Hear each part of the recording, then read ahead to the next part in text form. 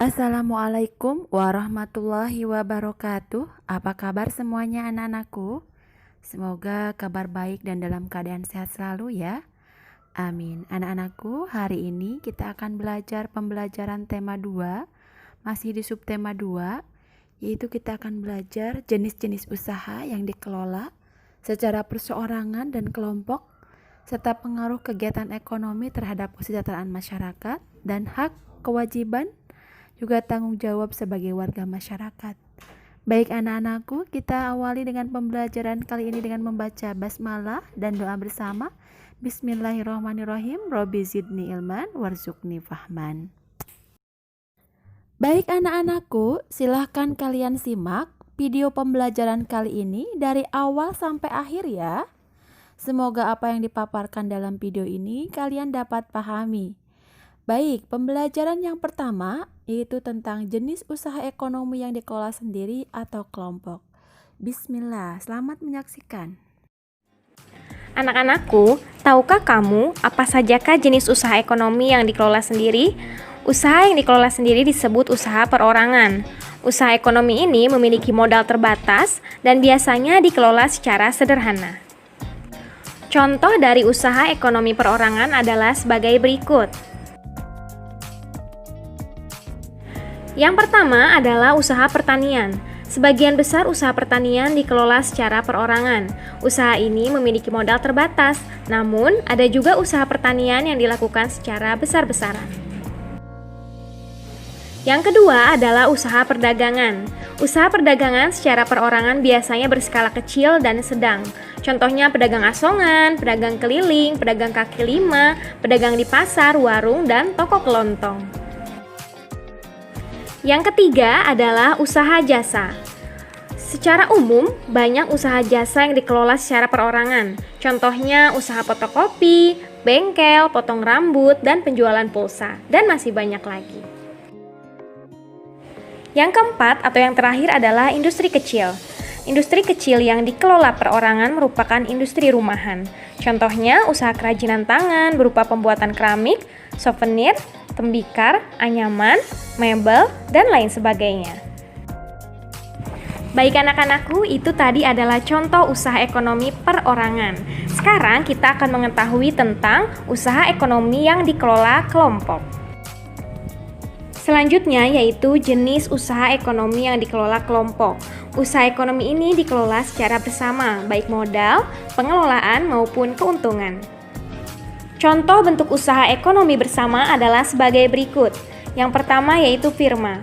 Firma adalah usaha ekonomi bersama yang didirikan oleh sekurang-kurangnya 2 orang. Pendiri firma biasanya orang-orang yang saling kenal satu dengan yang lain. Usaha berbentuk firma biasanya bergerak di bidang layanan konsultasi hukum dan keuangan. Yang kedua yaitu persekutuan komanditer atau CP, didirikan oleh sekurangnya 2 orang yang menyetorkan modal. Pada CP terdapat 2 jenis sekutu, yaitu sekutu aktif dan sekutu pasif. Sekutu aktif berperan sebagai investor dalam pengelola CP, sekutu pasif berperan sebagai investor tanpa terlibat dalam pengelolaan CP-nya. Usaha berbentuk CP dapat dikembangkan dari firma. Ini dimungkinkan jika firma ingin memperluas usahanya dan membutuhkan banyak modal. Yang ketiga adalah perseroan terbatas atau PT. PT adalah usaha bersama yang modalnya berupa kumpulan saham. Contohnya di sini seperti PT Kereta Api Indonesia, PT Semen Indonesia, dan lain sebagainya. Yang keempat adalah badan usaha milik negara atau disingkat BUMN, yaitu sebuah perusahaan yang seluruh atau sebagian modalnya dimiliki oleh negara. Contohnya di sini seperti Bank, Telkom Indonesia, Pertamina, dan lain sebagainya. Dan yang kelima atau yang terakhir adalah koperasi. Koperasi adalah badan usaha yang beranggotakan orang-orang atau badan hukum koperasi dengan melandaskan kegiatannya berdasarkan prinsip koperasi sekaligus gerakan ekonomi rakyat yang berdasarkan asas kekeluargaan. Baik anak-anak, apa sajakah contoh-contoh dari bentuk-bentuk koperasi yang ada di Indonesia?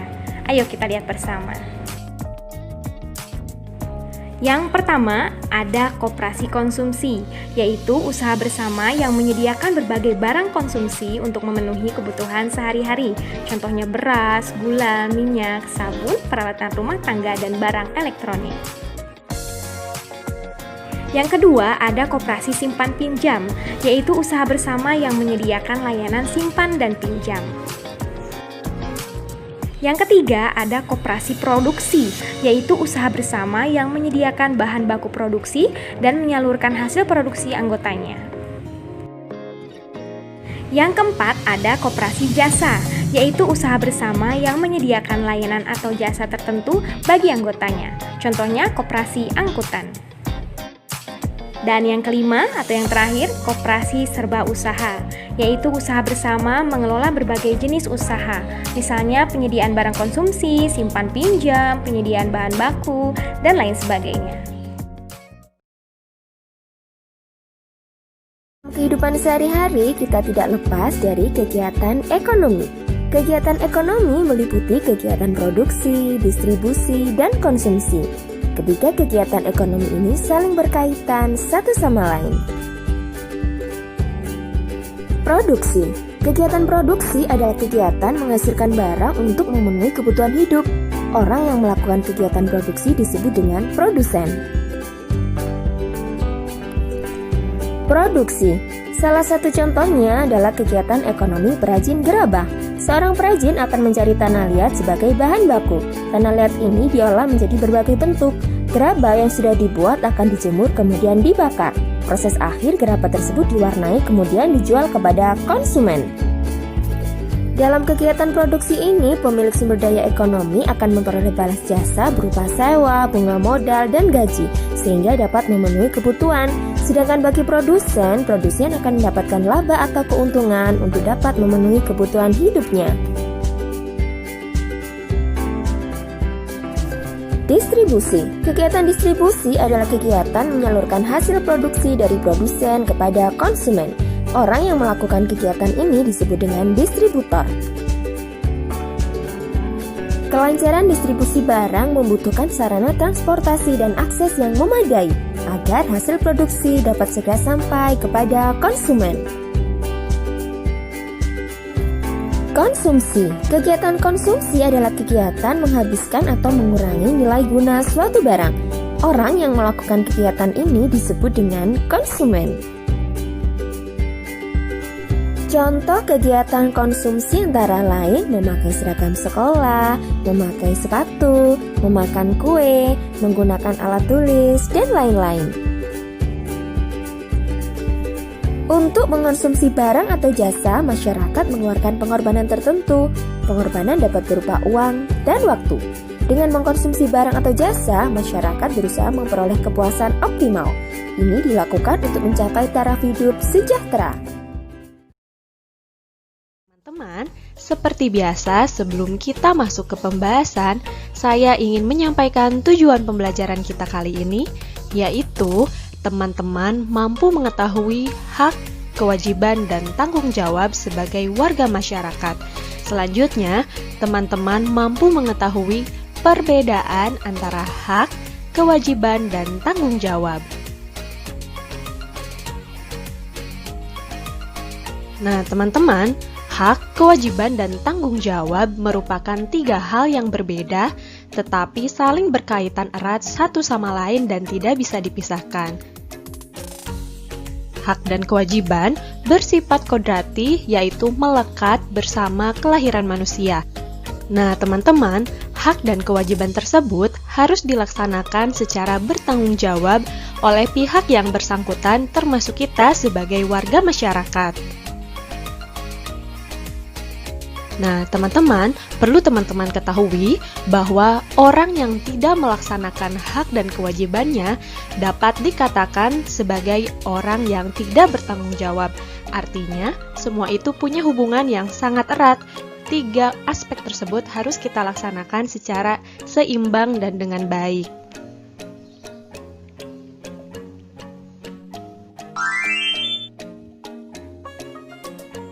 Oke teman-teman, kita masuk ke pembahasan yang pertama. Di pembahasan yang pertama ini, teman-teman akan mengetahui hak sebagai warga masyarakat. Ngomong-ngomong, ada yang masih ingat apa sih yang dimaksud dengan hak itu? Iya betul, hak adalah sesuatu yang mutlak menjadi milik seseorang dan penggunaannya tergantung kepada orang yang bersangkutan. Jadi, hak warga masyarakat adalah sesuatu yang mutlak menjadi milik seseorang yang berkedudukan sebagai warga masyarakat. Berikut adalah bentuk hak warga masyarakat, diantaranya yang pertama, mendapatkan perlindungan hukum. Yang kedua, mendapatkan pekerjaan dan penghidupan yang layak. Yang ketiga, menikmati lingkungan bersih. Yang keempat, hak hidup tenang dan damai. Yang kelima, hak bebas memilih, memeluk dan menjalankan agama. Yang keenam, hak berpendapat dan berorganisasi. Dan yang ketujuh, hak mengembangkan kebudayaan daerah.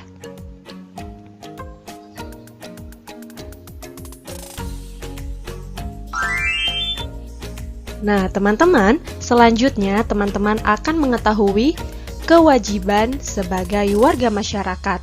Hayo, kewajiban itu apa sih? Ada yang tahu? Iya, betul. Kewajiban berarti sesuatu yang harus dilakukan dengan penuh rasa tanggung jawab. Jadi, kewajiban warga masyarakat adalah sesuatu yang harus dilakukan seseorang sebagai warga masyarakat dengan penuh rasa tanggung jawab. Nah, teman-teman, berikut adalah bentuk kewajiban warga masyarakat. Yang pertama, mematuhi aturan atau norma yang berlaku dalam masyarakat.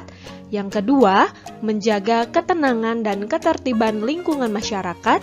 Yang ketiga, mengikuti kegiatan yang ada di lingkungan RT, RW, atau desa setempat, misalnya kegiatan kerja bakti, gotong royong, dan musyawarah warga masyarakat setempat. Yang keempat, menghormati tetangga di lingkungan tempat tinggal. Yang kelima, membantu tetangga yang terkena musibah. Dan yang keenam, menjaga kebersihan lingkungan tempat tinggal.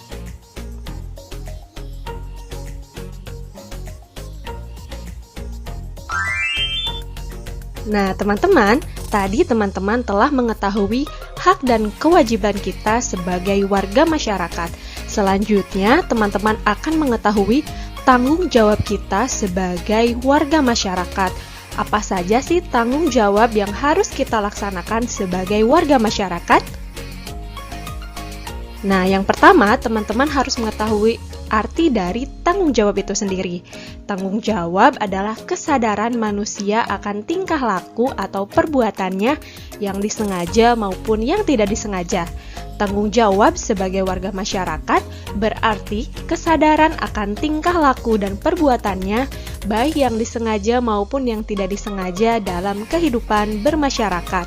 Nah, teman-teman, berikut adalah bentuk atau jenis tanggung jawab warga masyarakat. Yang pertama, tanggung jawab menjaga ketertiban dan keamanan lingkungan. Yang kedua, tanggung jawab membersihkan lingkungan sekitar dengan ikut serta dalam kerja bakti membersihkan selokan yang tersumbat. Yang ketiga, tanggung jawab membayar pajak tepat waktu.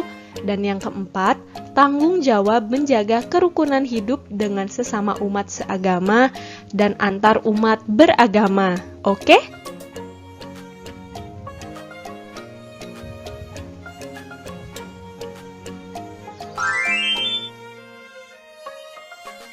Nah, teman-teman, dari pembahasan yang tadi telah dijelaskan, sekarang teman-teman sudah dapat mengetahui perbedaan antara hak, kewajiban, dan tanggung jawab. Nah, teman-teman, ketiganya mempunyai perbedaan seperti berikut ini. Hak warga masyarakat adalah sesuatu yang mutlak menjadi milik seseorang yang berkedudukan sebagai warga masyarakat. Adapun kewajiban warga masyarakat adalah sesuatu yang harus dilakukan seseorang sebagai masyarakat dengan rasa tanggung jawab. Sementara itu, tanggung jawab sebagai warga masyarakat adalah tugas dan kewajiban yang harus dilaksanakan seseorang dalam kedudukannya sebagai warga masyarakat.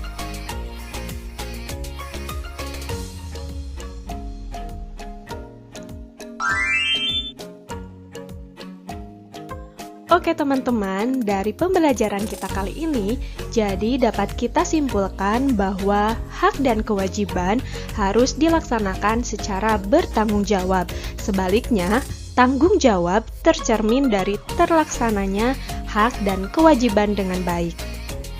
Baik anak-anakku, cukup sekian pembelajaran hari ini. Semoga bermanfaat dan mohon maaf apabila ada kesalahan. Tetap semangat dan jaga kesehatan selalu. Wassalamualaikum warahmatullahi wabarakatuh.